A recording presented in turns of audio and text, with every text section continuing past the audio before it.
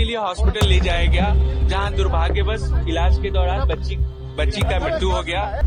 वो 2 घंटों तक दरिंदों से लड़ती रही। उसकी छाती और कंधे को नाखूनों से नोचा गया। फोर्सफुल पेनिट्रेशन के कारण उसके जननांगों से खून बह रहा था। उसकी पीठ खुरदुरी सतह पर रगड़ी गई थी। लेकिन जब इलाज के लिए अस्पताल ले जाया गया तो पुलिस ने कहा आत्महत्या है।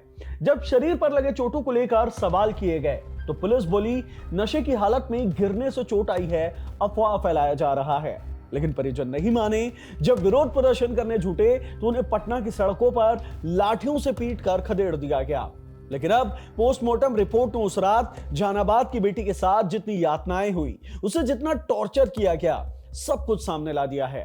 साथ ही पटना पुलिस का वो चेहरा भी सामने आ गया है जिसमें वो एक रेप और मर्डर की घटना को आत्महत्या बता रही थी। उसके जिस्म को नोचने के सबूतों को नशे में लगे चोट बता रही थी। इलाज के दौरान बेटी से उसके ही परिजनों को मिलने नहीं दिया जा रहा था। पोस्टमार्टम रिपोर्ट में दरिंदगी के जो साक्ष्य सामने आए हैं वो सुने। उससे पहले आपको इस पूरे मामले का पूरा ब्यौरा दे देते हैं। ये कब की घटना है, लड़की के साथ उसके हॉस्टल में क्या कुछ हुआ, हॉस्टल संचालक पर क्या आरोप लग रहे हैं, परिजन पुलिस पर पैसे से लेकर साक्ष्य छुपाने का क्या आरोप लगा रहे हैं, सब कुछ जानते हैं इस वीडियो में। हेलो, मैं हिमांशु हूं और आप देख रहे हैं खबरगांव। मामला 5 जनवरी से शुरू होता है। जहानाबाद की एक छात्रा नीट की तैयारी कर रही थी। पिछले साल कुछ नंबर से उसका एडमिशन नहीं हो पाया था। वो बीडीएस में दाखिला नहीं लेना चाहती थी, इसलिए वो फिर से तैयारी करने 5 जनवरी को जहानाबाद से वापस पटना अपने हॉस्टल लौट गई, मुन्नाचक इलाके के शंभू गर्ल्स हॉस्टल में। 5 की तारीख की ही रात 9 बजे उसने अपने परिजनों से बात की। अगले दिन 6 जनवरी की शाम 5 बजे हॉस्टल की एक दूसरी लड़की ने उसके परिजनों को फोन किया। बताया कि उनकी बेटी हॉस्पिटल में भर्ती है, कुआं कदम इलाके के एक प्राइवेट हॉस्पिटल में। परिजन आनंद फानंद में पटना पहुंचे। हॉस्पिटल में बेटी से मिलने गए तो बात नहीं करने दिया गया। छात्रा की हालत और ज्यादा बिगड़ी तो 9 जनवरी को उसे कंकड़बाग के एक दूसरे प्राइवेट हॉस्पिटल में शिफ्ट कर दिया गया, जहां वो कोमा में चली गई और 11 जनवरी को उसने दम तोड़ दिया। 6 जनवरी से 11 जनवरी तक पुलिस इस पूरे मामले में सिर्फ आत्महत्या की बात करते रही। लेकिन परिजन आरोप लगाते रहे कि उनकी बच्ची के साथ रेप हुआ है, उसे नोचा खरोचा गया है, उसके साथ दरिंदगी हुई है। लेकिन पुलिस आत्महत्या की बात पर अडिग रही। गुस्साए परिजनों ने लाश के साथ पटना के कारगिल चौक पर प्रदर्शन कर दिया। इसके बदले उन्हें क्या मिला? पुलिस की लाठियां। संदेहास्पद मौत के चलते 13 जनवरी को छात्रा का पोस्टमार्टम किया गया, जिसमें साफ साफ लिख दिया गया कि छात्रा का बलात्कार हुआ है। लेकिन इससे पहले पुलिस बार बार आत्महत्या का दावा कर रही थी।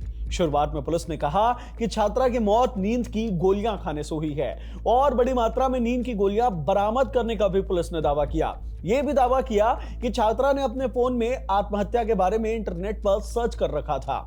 लेकिन छात्रा की मां ने मीडिया से बात करते हुए आरोप लगाए कि जब वो पहली बार बेटी के हॉस्टल कमरे में पहुंची तो वहां से सारे साक्ष्य मिटाए जा चुके थे। गर्ल्स हॉस्टल होने के बावजूद बिल्डिंग का मालिक मनीष कुमार रंजन वहीं रह रहा था।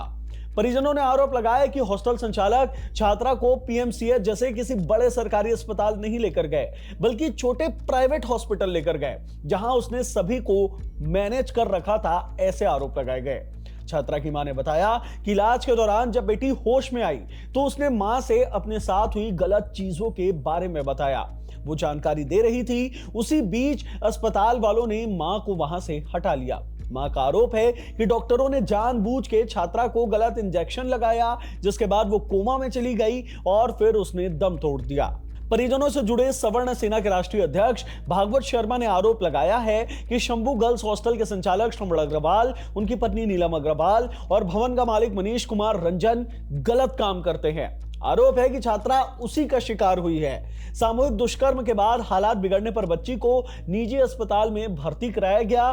घटना के बाद हॉस्टल संचालक ने परिजनों को मामला रफा दफा करने के लिए 10 से 15 लाख का ऑफर भी किया, ऐसे आरोप लगाए गए। यहां तक हमने पूरी घटना समझ ली, परिजनों का आरोप भी सुन लिया। अब आपको पुलिस की जांच के बारे में बताते हैं और पोस्टमार्टम रिपोर्ट के बाद सामने आए सच के बारे में भी बताते हैं, जो कि पुलिस की जांच और उनके इरादों पर सवाल खड़ा कर रहा है। सबसे पहले आपको बताते हैं पोस्टमार्टम रिपोर्ट में क्या कुछ सामने आया है। Patna medical college hospital PMCH में छात्रा का ऑन कैमरा पोस्टमार्टम हुआ। बाहरी जांच में डॉक्टरों ने लिखा कि छात्रा के गर्दन के पास और कंधे के आसपास क्रिसेंटिक नेल एब्रेशन के यानी कि नाखून से जिस्म को खरोचने के निशान मिले हैं। ऐसे निशान तब आते हैं जब जबरन पकड़ने या खींचने की कोशिश की जाती है। खरोचने के निशान सीमित नहीं है, गर्दन, कंधे और छाती तक फैले हुए हैं। छात्रा के पीछे के हिस्से में ब्रूसेस पाए गए हैं यानी कि नीले निशान, जिससे पता चलता है कि छात्रा की पीठ को किसी कठोर सतह से रगड़ा गया है। पुलिस ने अपनी राय में बताया है कि नीले चोट ये साबित करते हैं कि संघर्ष कुछ मिनट का नहीं, काफी देर का था, 1.5 से 2 घंटे का भी हो सकता है। पोस्टमार्टम रिपोर्ट का सबसे अहम हिस्सा जेनिटल्स यानी कि जननांग की जांच का है।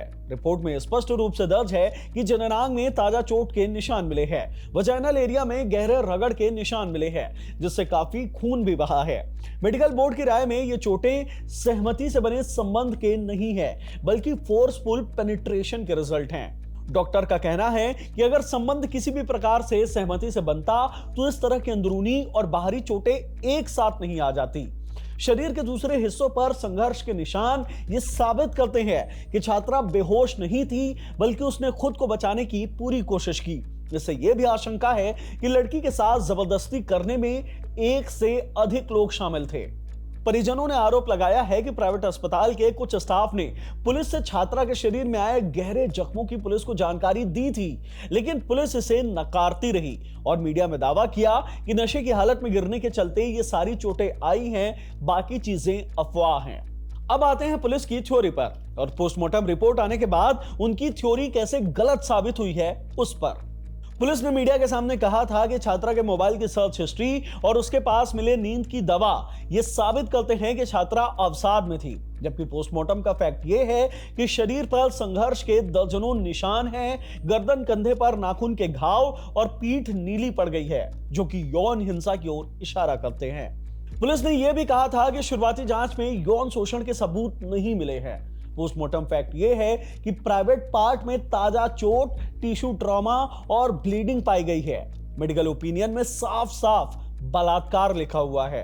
पुलिस ने यह भी दावा किया था कि छात्रा बेहोश मिली थी, कोई बाहरी हिंसा के सबूत नहीं मिले थे, जबकि पोस्टमार्टम रिपोर्ट साफ बता रही है कि छात्रा को सारी चोटें मौत से पहले लगी थी, जो साबित करता है कि छात्रा बेहोश नहीं थी, वो लंबे वक्त तक हमले का विरोध कर रही थी।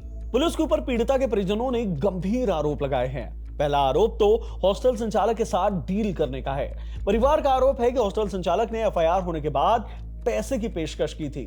सवाल उठता है कि अगर मामला साफ था तो समझौते की जरूरत क्यों पड़ी। परिजनों ने पुलिस पर दूसरा आरोप यह लगाया है कि पैसे लेकर आरोपियों को छोड़ दिया गया। परिजनों का कहना है कि पुलिस ने पूछताछ के बाद 3 मेजर संदिग्ध को छोड़ दिया।